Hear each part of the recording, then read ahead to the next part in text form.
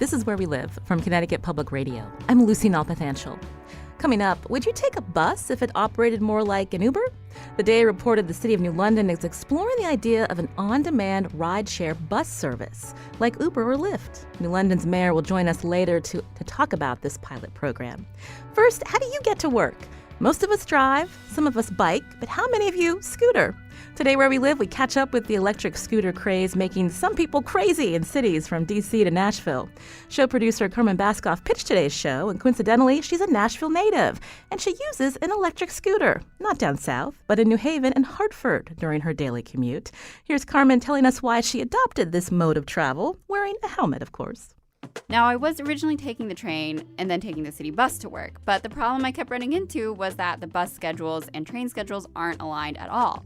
So I would be pulling into the station on the train, and out of the window, I would see the bus I needed to be on pulling away. And then, of course, the next bus doesn't show up till 20 minutes later. So I was pretty frustrated by the situation, and then I went on vacation with my sister in Europe, and we went to Vienna, and we saw these rental electric scooters. And so we decided to give them a try, and it was really fun. We were zooming around the city in the bike lanes, and I just left thinking, this is a great way to get around, and I need one of these things. So when I got back to the U.S., I went on Amazon, and I ordered an electric scooter, and it came about a week later, and I started using it for my commute. It cuts about 20 minutes off my trip because I don't have to wait for the bus. I do take the back roads, though, because Asylum Avenue, the most direct route from the train station to my workplace, does not have bike lanes in it. So I've opted to take the longer route to try to not die. I do get some funny looks when I ride the scooter around Hartford, but mostly people are just really curious. People pulled me over and said, hey, what is that thing? Where'd you get it? How much did it cost? So the reaction's been pretty positive so far. That's Where We Live producer Carmen Baskoff. Now, later we're going to hear how Connecticut cities like New Haven and Bridgeport are talking about electric scooters on their roads. And let's be honest, the sidewalks too. But to understand why scooters are showing up across the country, joining us via a studio at Baltimore's WYPR is David Dudley, executive editor of City Lab. David, welcome to our show. Thanks so much. So some of us remember in the 90s the Razor scooters, but those were marketed towards kids. Is that where this all started? That was the toy of the year in the year 2001. Yes, the Razor scooter is something a lot of us grew up with and was really kind of a very popular sort of fad. The sort of the evolution of those very simple little devices to the electric shared vehicles that you're seeing in a lot of cities is kind of tangled. But yeah, there's a lot of DNA from your Razor scooter in these electric scooter shares. The design was trademarked and taken over by some Chinese manufacturers and electrified. Battery technology got better. And at some point relatively recently, the prospect of a kind of a usable adult-sized urban transportation vehicle that looks a lot like a children's toy became a real thing. So describe the scooters that we're seeing in cities around the country. Do they have 2 wheels, 3 wheels, much like the scooters in the 90s, or a little bit different, a little bit bigger? They've gotten a little more robust. It's amazing to look back at this, but I was checking our coverage of scooters as they descended on American cities. And they started in the West Coast. They started in Los Angeles and San Diego in basically the spring of 2018. So it has only been a little over a year since these things have been around, but a lot has happened. The very first kind of wave of scooters were pretty flimsy. The companies that were involved in this trade pretty quickly realized they needed to make some upgrades for American city and American city conditions. So what you're seeing now are 2-wheeled vehicles with small electric motors, integrated battery pack, very simple little dashboard on your handlebars. The wheels are a little bit bigger. They're a little more resilient. They can handle slightly bigger bumps. But still, it's fundamentally, the architecture of it is quite similar to the toy you were playing with in 2001. Before we started seeing these adult-size scooters in cities like down in the D.C. area, whatever happened to the Segways? Those were supposed to be pretty trendy and catching on. It's a fascinating and complicated question, but we looked into that as a lot of people did when these scooters appeared, because yes, there was a time when we were told that the Segway was going to be the transformative urban transportation disruption of the 21st century, and it didn't work out exactly like that way. Although it's important to note that Segway, the manufacturer, is still around, and they're making a lot of these electric scooters. A lot of the technology that sort of was pioneered by Dean Kamen and those folks during the sort of the hubbub and the hype of the Segway did end up finding its way kind of into a lot of transformative spaces. So some of that self-leveling technology is still out there, and they make a whole range of vehicles, including the original transporter, which is the one that one thinks of when one thinks of Segways. But the Segway, as the transporter devices, which were these two-wheeled things that you stood on, similar in many ways. But when you look at the way they operated, you realize why scooters kind of outperform them. They're a lot narrower. A Segway is a pretty wide vehicle. It's a pretty heavy vehicle. It's a very complex vehicle. They're quite expensive, and they really didn't have any particular kind of advantages, I think, over what was essentially a much simpler and harder to screw up design. So electric scooters really kind of ate their breakfast and are now vastly more popular. You still see kind of the classic Segways used by parking enforcement and tourist tours and so forth, but as a kind of a thing that one owns and that sits in your garage, that never happened. David Dudley is executive editor of City Lab. He's explaining to us how electric scooters, or e-scooters as they're called, have become more and more popular, from the scooters that we used to see back in the 90s to zipping around cities, and coming soon to a Connecticut city. We're going to be talking about that in just a little bit here on Where We Live. But David, you mentioned this kind of grew out of the bike sharing industry. So who are the main companies now that are offering these to rent a e-scooter using a mobile app? Well, there's a bunch. I guess Bird is probably the most, I think, the largest of the many startups that popped up over the last year or two. Some of them, like Lime, is another big player. You see in a lot of cities. Lime was called Lime Bike a year ago, and it really was a dockless pedal bike company that soon discovered that e-scooters were their far more popular offering. It's widely forgotten already, but there was an earlier wave of dockless pedal bikes. These were just, non-electrified bicycles that were kind of free-floating around cities, that were sort of dumped in cities by various companies. Caused a lot of confusion and mayhem, and generated a lot of headlines a year ago. Most of those are now gone, but a lot of the players in that field pivoted to e-scooters. There are a couple other big players, some of which also do e-bikes, which are full-sized electric bicycles. Jump, I think, is the most prominent one. There are companies like Spin and Scoot. They all have 3 or 4 letters and have the same sort of whimsical tone. A lot of them are now bought up by each other as they're sort of consuming each other. Jump is now owned by Uber.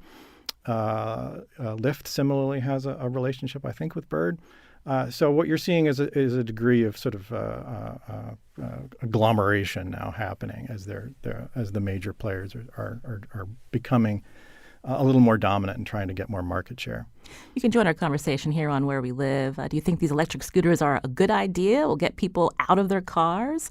860-275-7266, or find us on Facebook and Twitter at Where We Live. We wanted to learn more about how some cities that have had e-scooters for longer than Connecticut, since they're only being talked about being piloted here. We wanted to check in down in Nashville. Tony Gonzalez is a reporter for Nashville Public Radio. He's joining us today via Zoom. Tony, how's it been looking so far in Nashville with e-scooters? Yeah, well, there are a lot of scooters in Nashville, something like 4,000 scooters, mostly zipping around downtown Nashville, which is a really busy business and tourism district, as well as some of Nashville's neighborhoods.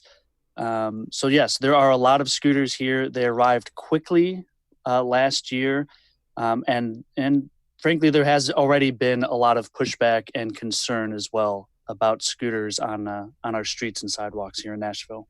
So 4,000 scooters, e-scooters sounds like a lot. You mentioned that they arrived quickly. So companies just started, dropping them off on the corners, and then people started asking questions, Tony? Yeah, quite literally, they sort of arrived overnight. I mean, there was a day, I guess it was May of 2018, sometime around then, just one day, and I think it was Bird who was first. Several hundred scooters arrived in Nashville. The reaction immediately was partly intrigue, and people started riding these scooters. I want to note, they're dockless scooters, meaning they're kind of just out there. You start your ride, and wherever you end your ride, you can leave the scooter there, and the next person finds it by using an app. So people started seeing the scooters. Within just a couple of days, the city of Nashville sent a cease and desist letter to the company and eventually impounded a couple hundred scooters, physically took them off the streets. So yeah, the scooters arrived overnight, and then the city reacted by starting to work on rules and regulations and permits, and eventually passed a pretty lengthy set of rules in response to the scooters, and then the scooters returned to the streets.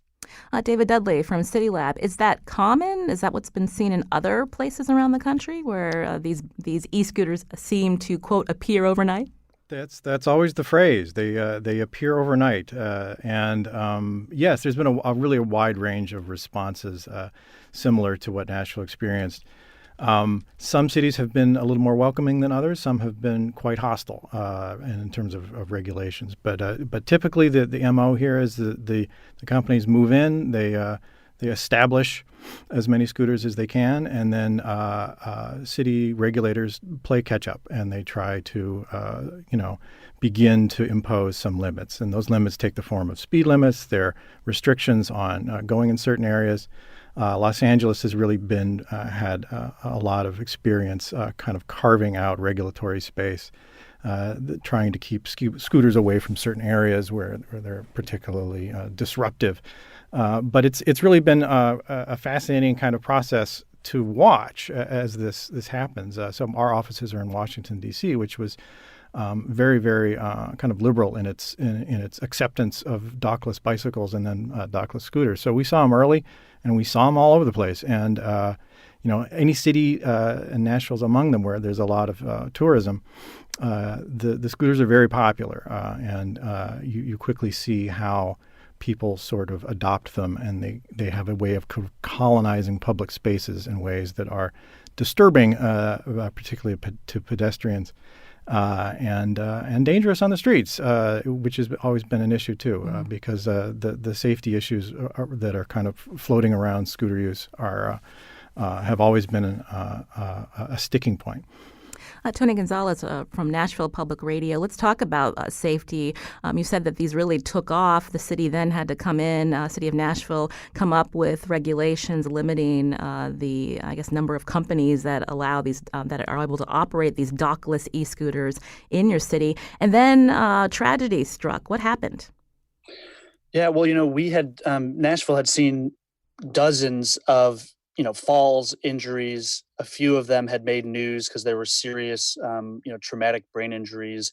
The local hospitals, doctors, the emergency rooms were sort of sounding the alarm about scooters. And then last month there was a fatality. A scooter rider veered into a street, was struck by a car, and soon died. That certainly galvanized some officials, including the mayor of Nashville, to take action. So, I described that these scooters arrived quickly, and then now there are thousands. The latest in the wake of this death is that the mayor has requested scooters to be banned from the streets.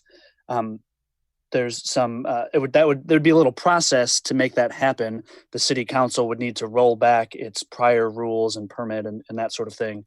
But the current request is to ban the scooters and eventually maybe allow them back under a new set of rules in a more limited fashion. So there were injuries, there was a fatality, and those concerns really have never have never dissipated in the past year. Tony, describe for us what it's like to travel around the city of Nashville. Obviously, a lot of tourists, but still very car-centric. And I understand that voters had a chance to maybe make some big changes to the transit system. What happened there? Yeah, so Nashville is definitely a car-centric city. It's getting better as a bicycling city. There are a lot more bike lanes than when I moved here 8 years ago. But you would still maybe be a little nervous in a lot of parts of town to be traveling by anything other than car. And I like that you bring this up because there are a lot of people in Nashville saying scooters are a good option, or that we need to find a way to make scooters work as a mobility option for people to get around in ways other than cars. So that tension, or at least there are proponents of scooters. They're acknowledging the safety concerns, but they do want scooters as an option. Nashville last year had a chance to pass a large mass transit referendum. It would have pursued light rail as well as much more robust bus service. That was soundly rejected. So voters rejected a massive transit plan. In the wake of that, in fact, we're now experiencing some bus service reductions. So, transportation is one of the pressing issues for Nashville, certainly, and scooters or whether scooters can help is part of the conversation here right now.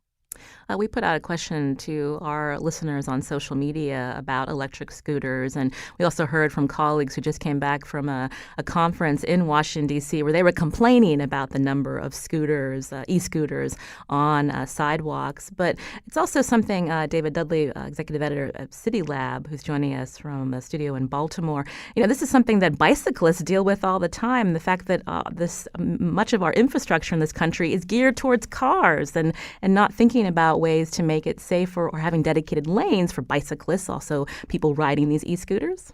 Well, exactly. And one of the interpretations or the opportunities presented by the rise of e-scooters is that it's bringing a lot of people onto the streets who wouldn't ordinarily be riding bicycles. They're not bicyclists. But they do, feel comfortable and adventurous enough to rent one of these things for a few dollars. And they're discovering something that urban bicyclists have known for many years, which is that there are not enough protected bike lanes.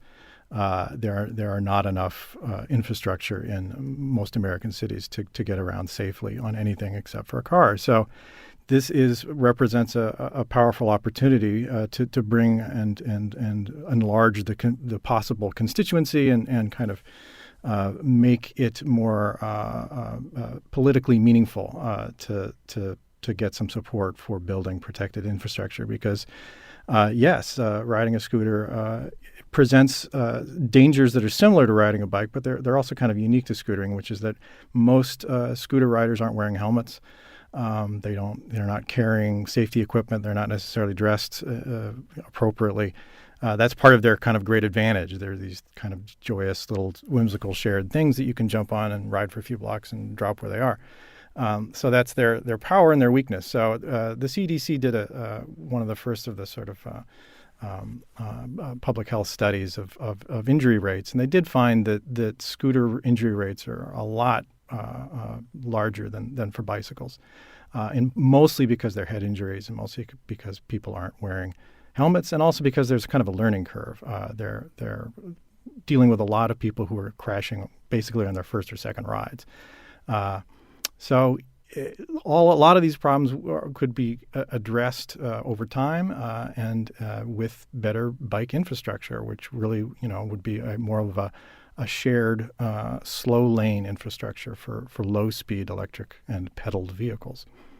This is Where We Live from Connecticut Public Radio. I'm Lucy Nalpathanchel. David Dudley is executive editor of City Lab. He's going to stick around as we continue to talk about e-scooters, electric scooters, and how some Connecticut cities are thinking of ways to roll them out. But I want to thank Tony Gonzalez, reporter for Nashville Public Radio, for joining us today via Zoom. Tony, thanks so much.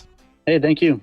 You can join our conversation, too. Would you use an e-scooter as part of your daily commute? Are you worried about safety? You can join us, 860-275-7266, or find us on Facebook and Twitter at Where We Live.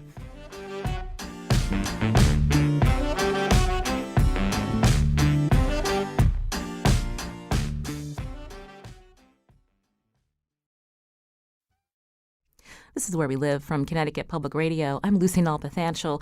Electric scooters, or e-scooters, are on the radar of Connecticut officials. At a legislative public hearing earlier this year, the New Haven Independent reported that the city's transit deputy, Michael Pinto, had urged passage of a bill to regulate them. He told the lawmakers, "We've seen it flood other cities. We simply want to have the tools in place to make electric scooters a boon to non-drivers in New Haven and not a messy disturbance." New Haven is not looking to repeat Nashville's mistakes, which you heard about earlier in the show. So how are some Connecticut cities talking about electric scooters? Joining our conversation today from WNPR's studios at Gateway Community College in New Haven is Doug Houselade. He's Director of Transportation, Traffic, and Parking for New Haven. Doug, welcome back to the show. Good morning, Lucy. Thank you for having me. So I mentioned that the Connecticut General Assembly passed a bill to legally regulate e-scooters. So what does that mean exactly? Well, it means that the scooter companies now have the legal right to operate on our streets. And for the city of New Haven, that now calls on us to react and be hopefully more proactive than Nashville and learn from other cities' experiences when and if we roll out regulations for scooters in the city of New Haven. So tell us where New Haven is in their plans or proposal to allow some of these companies to have these dockless e-scooters on your streets.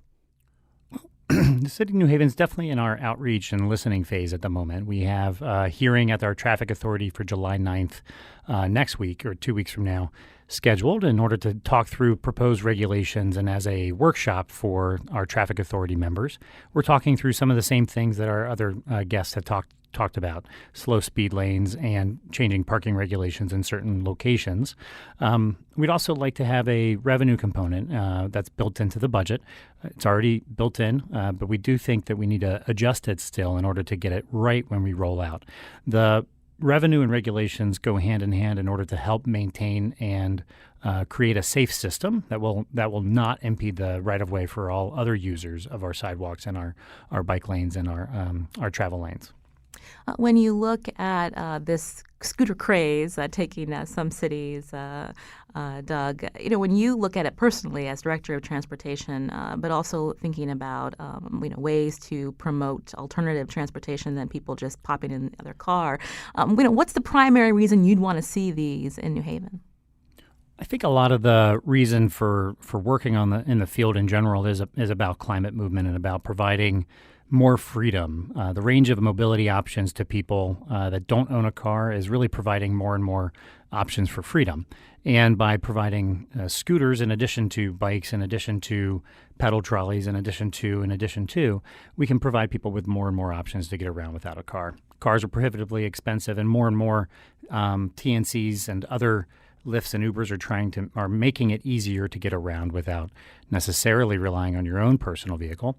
And the sharing economy is really showing that it's possible. And so the more, as one of the guests said earlier, the more we can get people to try these things, the more that we can get them into other modes of active transportation, perhaps in the long term. For instance, if you use a scooter, you might try a bike share, which might lead you to purchase a bike for commuting.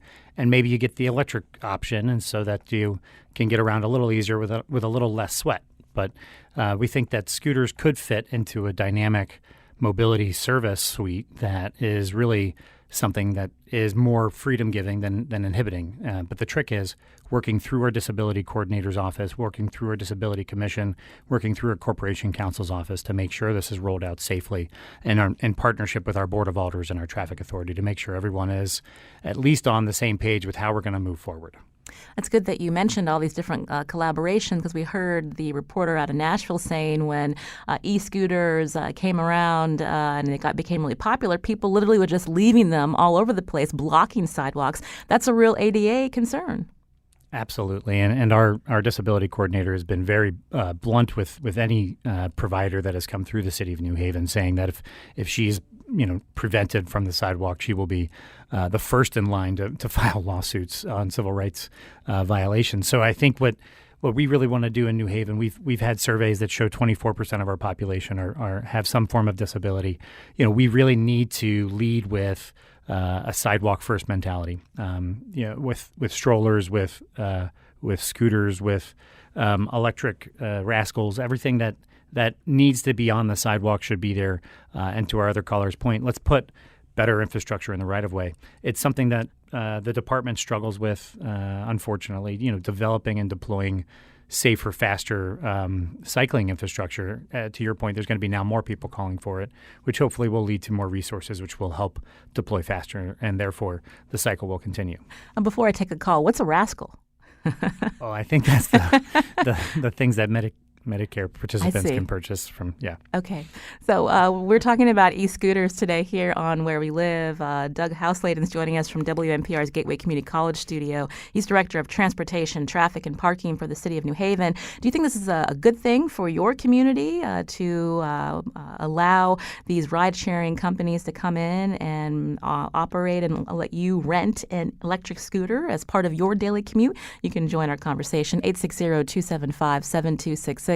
Or find us on Facebook and Twitter at Where We Live. Parker's actually calling from New Haven. Parker, go ahead.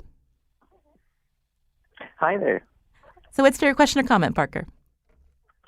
So I was just in Washington, D.C. this past weekend for a work conference, but used the scooters. My family went with me and used the scooters to get around all over Washington, D.C. And I thought it was great. It was a great way for the family and us to, zoom up and down the National Mall, which is, if you haven't been there, it's really long. And, it was a low barrier to use. And I'm a safe driver anyway, so, I was careful. And, I think if users use it correctly and are, kind of self-enforce the parking rules, it could be a really great thing for the city. Parker, so when you said that when people use them correctly, so were you and your family, were you using them in the road or on the sidewalk? We stuck to the sidewalks because, they do have bike lanes in D.C., but, to me it felt a little bit safer to be on the sidewalks. And, you stop at the crosswalks when the lights change, act like a pedestrian, and it's pretty safe. Well, Parker, thank you for your call. Doug, when you hear from Parker and others, again, people, when they want to rent these e-scooters, they're more likely to try them on the sidewalk, but that's a big no-no. That is going to be a no-no, although we are looking in certain sidewalks that are wide enough in the city of New Haven to legalize sidewalk bicycle riding, which then we would also turn over to sidewalk e-scootering. There's portions of Whaley Avenue I'm thinking about that are big enough. And some of our newer infrastructure, we're trying to move towards off-street, curb-protected bike lanes. So that would also, it's not technically a sidewalk. It won't be concrete, and it'll be defined as something different. So it's, one of the biggest challenges is re-education of our drivers and our users. I think Parker, who's probably a plant, his last name's Parker after all, parks his scooter well. There is some tricks and tools inside of each of these apps to sort of nudge people into better behaviors. The big trick is going to be, without a regulation on the local end, without a license, without a permit, how do we regulate and how do we have an orderly rollout? Our Town Green Special Service District, Wynn Davis, Executive Director, is in full support of more mobility options. The innovation sector really wants more mobility options that don't require a car. Just sheer anything we can do to help people get around without the need to own a vehicle is really what the equity in our mission really stands for. What do you see are some barriers to New Haven rolling this out in the best way possible, Doug, in terms of, do you have a dedicated person that's going to be able to monitor this program, to see how it's being used? I mean, you had tweeted out an article from Wired about big cities are now banding together to try to get that data so they can figure out what are the right regulations. I think anyone who knows me knows that I'm overwhelmed in the office, and taking on one more service or mobility system to sort of help guide and oversee is a big order. And so I think the biggest challenge for local governments is just going to be sheer volume of things to deal with. Right now, we're still rolling out our bike share program. We're going to swap every single bike of ours in August and have 340 stations is the goal. But so we're, managing all of these systems do take time away from the mundane, which is 90% of my job is parking tickets, right? And those things are real customer touch points for the city of New Haven. So to your point, it's we've created a revenue stream. We're going to need to, on the local side, think more creatively about how we dedicate enterprise funds or local lockboxes in order to generate revenues that can offset these programming expenses, things like lost parking revenues, things like paint on the sidewalk. So I've been to Long Beach, I've been to Anaheim, I've toured Nashville, D.C., a number of other cities, and scooted. Indianapolis, Indiana as well, I scooted there. And a lot of these cities are really banding together, as you mentioned, and creating a framework that providers then respond to. And so City of New Haven will be joining on the LA DOT standard. We fully anticipate that. We'll brief our Board of Alders on that in June or July. And then, also we'll be following the Long Beach model and having temporary spray painted parking, maybe even chalk parking areas for corrals to make sure they're out of the way. But these are freestanding potential impediments in the right of way, but they're not necessarily a danger like perhaps that require site plan approval because they're not affixed to the ground and they're not a fixture. So they are in this nebulous personal property space that is sort of like an abandoned property. My lawyer would yell at me for saying that word, but a property left on the sidewalk, I would say. So all of this is, how is the city just going to deal with this larger influx of complaints and calls and work? One of the ways we put in a budgeted position and as well revenue to offset that, and the position was created but not necessarily filled, and our revenue was held constant. And so now the challenge is, proving that the revenue will pay for a position and then coming back to our legislators to fill that position. This is Where We Live. You're hearing from Doug Houseladen, who's Director of Transportation, Traffic, and Parking for the City of New Haven, as we talk about e-scooters, electric scooters that have become popular in cities around the country. We just heard from Doug that New Haven's thinking about ways to roll this out on their city streets. You can join our conversation. Find us on Facebook and Twitter at Where We Live. These electric scooters are becoming more popular because of companies like Lime and Bird that are offering dockless e-scooters, as they're called, to be rented via a mobile app. Now, if you live in Bridgeport, you may have seen them on the campus of the University of Bridgeport. On the phone with us to talk about how that came about is President Laura Trombley of the University of Bridgeport. President Trombley, welcome to the show. Good morning. So tell us, how did the company Bird end up having their scooters on your campus? Well, I'm a recent transplant from Southern California, and approximately a year ago, I was walking around Venice Beach with my son, who's very hip and knows everything that's happening culturally, and I saw scores of people whizzing by on scooters, and I asked him what on earth was going on, and he introduced me to Bird scooters, and I thought it was very intriguing, and coming from Los Angeles, traffic there is a constant nightmare, as is the increased pollution.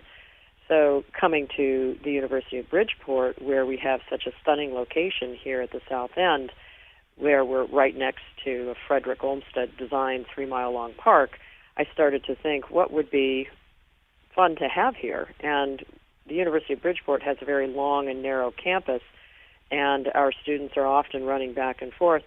So, just a couple degrees of separation, I wound up getting very quickly in contact with people from Bird, and really just a few weeks later, they were on our campus. And I think it's safe to say that everyone really enjoyed the experience, and we had really relatively no problems. And now I understand that the city of Bridgeport is looking to roll out a pilot program. Are they going to be looking at how your students and staff, how they worked around the scooters on their campus, what they thought about it? Yes, we've been sharing information with the city all along.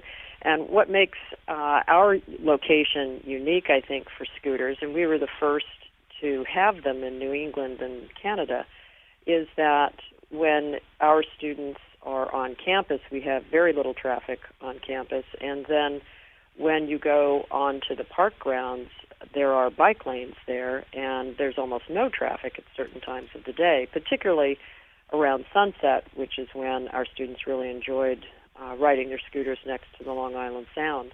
We were also very pleased that Bird gave our students 100 free helmets, and also agreed that any student who contacted them could have a free helmet, and our students, I think, were pretty good about wearing them. We also very carefully set up a grid for the birds, and so we had what we term bird nests around campus, where the birds would all be bundled and set out in the mornings. And for the most part, the students really returned them to those places. One of the great aspects that I hadn't considered is that this made our students far more mobile, particularly when it came to catching trains in Bridgeport. So they would go leave their trains at the or leave their scooters at the station, catch the train, and then incoming University of Bridgeport students would be able to pick them up. And the cost was so minimal that all of our students could utilize them.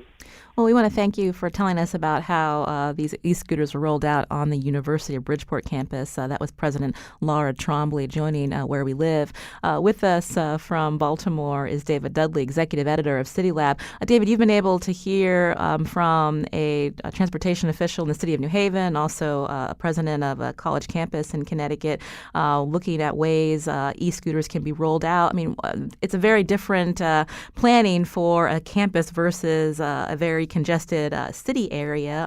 Are the officials here asking the right questions when they're thinking about these pilots? Yeah, I think they are. I think you just heard the sort of the case for scooters as what we call a last mile solution.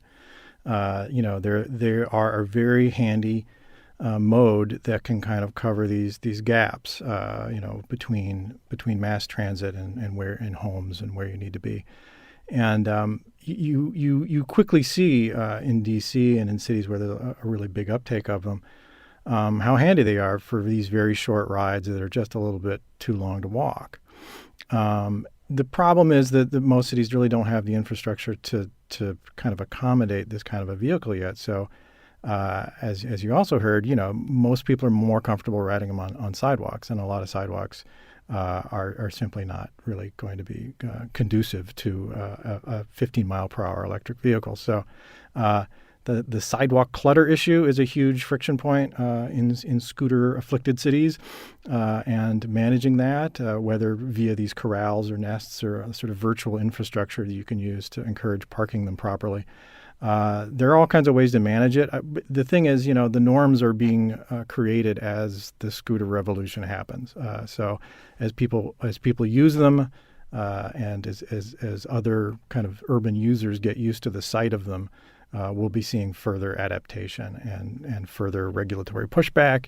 And it's a fascinating sort of evolving experiment in introducing like one of the first truly kind of brand new urban transportation modes.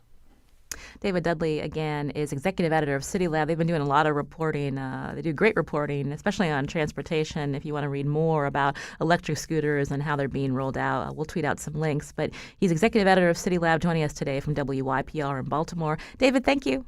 Thank you very much. This is Where We Live from Connecticut Public Radio. I'm Lucy Nalpathanchel. Doug Houseladen's going to stick around. He's Director of Transportation, Traffic, and Parking for the City of New Haven as we talk about a mode of transportation that moves a lot of people around every day. After the break, are buses overlooked in conversations on the importance of using cars less? We're going to talk about that. You can join us too. Find us on Facebook and Twitter at Where We Live.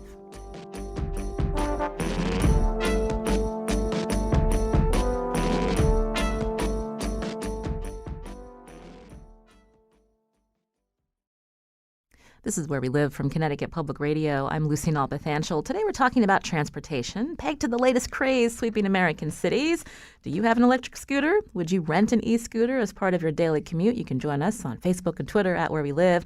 My guest from WNPR's Gateway Community College studio in New Haven is Doug Houseladen, Director of Transportation, Traffic, and Parking for the city. Doug, before we talk more about an interesting pilot in New London, I just wanted to hear from you when we think about these transit crazes, so to speak, electric scooters being the latest one. When we talk about them, people get excited, but does that then distract people from thinking about other important modes of transportation like buses? Absolutely. I think the only saving grace for all of these conversations on some level is that a transit city is a walkable city first and foremost, and a walkable city is also a bikeable city. And if it's a bikeable city, it'll be a scooterable city. And so all of these conversations are making it more livable for all types of modes. But at the same time, the best way to get Connecticut moving forward is to talk about our CT transit systems and how to get our four-wheeled systems moving in the right direction. They're the number one way that we can afford to actually get the most people moving. Eventually, Scooters are having this problem on sidewalks. Ubers and Lyfts have this problem in congestion pricing. Eventually geometry wins out, and eventually you're going to want to put 40 people in one vehicle. And that's how we need to redesign our funding systems and our cities in order to have walkable, transitable cities that are also bikeable by nature. What are your ridership levels for the city bus system down in New Haven, and how is it resourced? We have over 10 million rides a year, or right up to about 9.8 million rides a year. And it's resourced by, of course, state tax dollars as well as fare box recovery. That's where people pay for the tickets.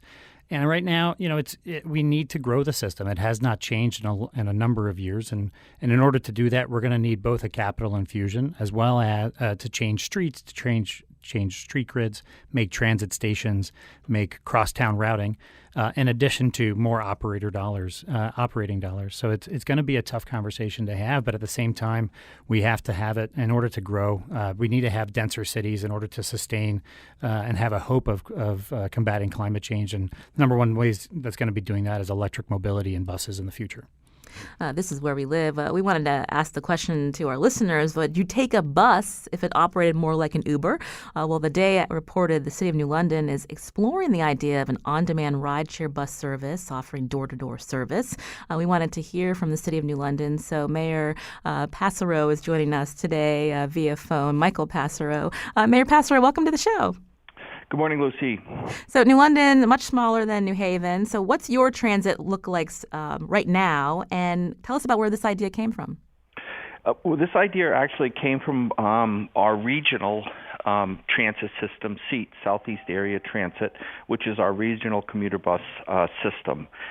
They have and we cover, it's a bus system that tries to cover a large area, which is predominantly rural. And then you get into a city like New London, which is very compact. We're 27,000 of us, 28,000 of us live in about 5 square miles.